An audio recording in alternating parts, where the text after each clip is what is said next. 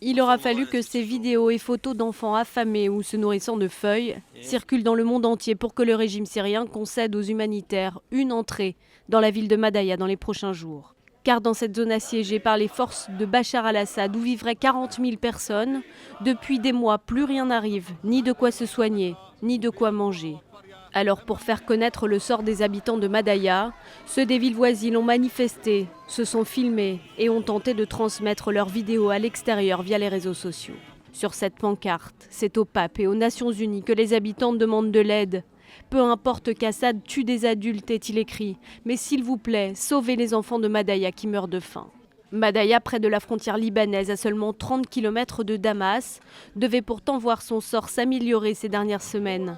En septembre dernier, un accord avait été conclu pour permettre l'entrée de l'aide humanitaire et l'évacuation des blessés et des malades.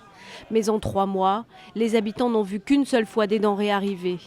Selon l'Observatoire syrien des droits de l'homme, au moins 10 personnes seraient mortes de faim, une vingtaine tuées par des mines ou des tirs en essayant de fuir la ville. Une situation qui rappelle celle du camp de réfugiés de Yarmouk au sud de Damas, dont l'entrée était interdite par le régime pendant des mois. Après de multiples tentatives avortées et plus de 15 décès dus à la faim, les Nations Unies étaient parvenues à entrer dans le camp, découvrant des habitants démunis de tout.